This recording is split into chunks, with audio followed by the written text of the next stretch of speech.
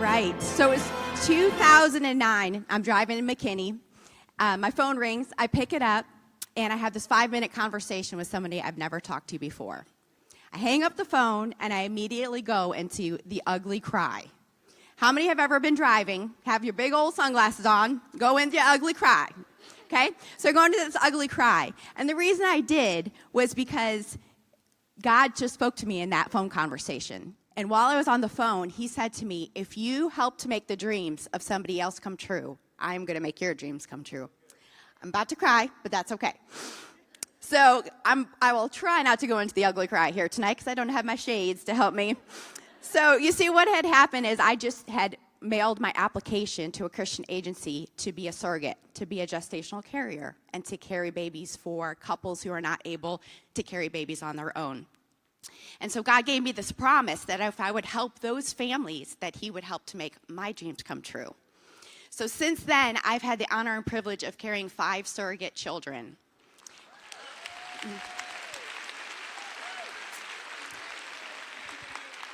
In 2011, I carried a set of boy twins for a mom who had cancer and had a full hysterectomy, so she was not able to carry children herself. And then in 2015, I carried a set of boy-girl twins for an Oklahoma family. The mom, they had a 7-year-old son, and she suffered from secondary infertility, went through 7 miscarriages, trying to have a second child, and I was able to carry their twins. And then just 3.5 months ago, I carried a beautiful baby girl for a couple here in the Metroplex. And that mom had a bunch of medical issues, and she wasn't able to carry. She worked with a fertility specialist for about over 5 years trying to give birth, and so I was able to help them through that journey. So 5 kids, I think that was a little bit of helping other people make their dreams come true. So I'm in this season of saying, okay, God, remember me, 2009, you said, if I help to make other people's dreams come true, that you would help to make my dreams come true. So I started thinking about it a little bit, and I was like, you know what, when's my turn? Like, how many of you here have a word or a promise or a dream, and you've maybe been a crucial piece to help other people's dreams come true? And you're thinking, hey, what's my turn? Maybe you're the friend that's always doing the baby showers, and you're waiting for your baby. Maybe you're the ministry assistant, and you're waiting for your ministry. Maybe you're always the bridesmaid, and you're waiting for your man. So God spoke to me again, and this time, you know, in the Bible, God's used a burning bush before. He's even used a donkey, y'all. I've had a lot of donkeys in my life, a lot of them with big mouths, but they have never spoken to me for God before. Well, this time, actually, God used a cactus. I don't know if they have my picture of it, my cactus. There's my cactus. So God used this cactus. So I had this cactus in my front yard for about a year, and about 8 months went by, and one day I walk out, and there's these bright yellow flowers. I'm like, oh my gosh, I love cactus because I can't kill them, so that's really good for me. And so I was so excited, I took pictures. And the next day I went out to see hoping that all the other blooms were going, and those yellow flowers were gone in 24 hours. I was like, what happened to them? I killed the cactus.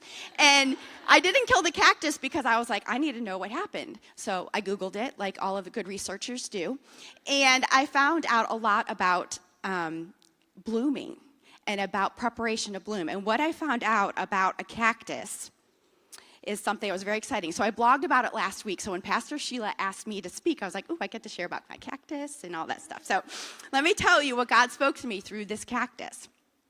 So what he told me was that, what Google told me, was that all cactus are actually flowering plants. Every cactus is capable of blooming when it is mature. Whether or not an individual cactus plant blooms depend on its age and the care that it gets. Y'all, some cactus don't bloom until they're 30, 40, or 50 years old. I was like, thank you, Jesus. I'm 39 years old. So I'm like, there is still hope for me yet. So the other day, I know some of y'all age really gracefully. Like, I just don't really like it, you know. I don't like it. Some of y'all are really good with it. You know, I grew up watching Friends. You know, Friends, Ross and Phoebe, they made the 30s look really cool. They lied. They lied. And so the other day I was whining about being 39. My girls were messing with me, like, you're almost 40. I was like, you're almost grounded. And so my 12-year-old Selah, she said, Mom, don't worry about it. You don't even look 38. I was like, thanks, babe. I've totally failed as a parent to teach my children how to give compliments. So I was like, okay, so I don't even look 38. Thank you, Jesus. So I was excited that some cactus don't bloom till 30, 40, or 50. And some actually will never bloom at all. But there's 4 conditions that cactus need in order to bloom. And this is what God says while you're preparing to bloom and for your dream to happen. Number 1, spend time in the light. Cactus need to have at least 4 hours in the light. So Jesus always answered. When I was on staff and I used to teach the interns, I was like, if you don't know the answer, you just put Jesus, you'll get half credit because he's always the answer. So John 8:12, I am the light of the world. Number 2, be watered regularly. Just like a cactus, we need to be refreshed. It's not selfish to have me time. If you are going to have something to give others, your cup has to be full. Number 3, fertilize monthly. Y'all, when you're in a season of growth and bloom, you need to invest in yourself. You come to conferences, you come to She Time, you get a mentor, you read a book, you invest in yourself. Number 4, have a winter dormancy period. You cannot go 110 miles per hour all the time. There needs to be a time where the soil can rejuvenate, when you can step back and get ready for your next season of blooming. So Galatians 6:9 says, let us not grow weary while doing good, for in due season we shall reap if we do not lose heart and do not give up. We are all capable of blooming. We were created to bloom. We will bloom when we're mature, the conditions are right, and the next time you see the Texas state plant a prickly pear cactus, remember, your time is coming. And while you wait, birth the dreams of someone else while God births yours.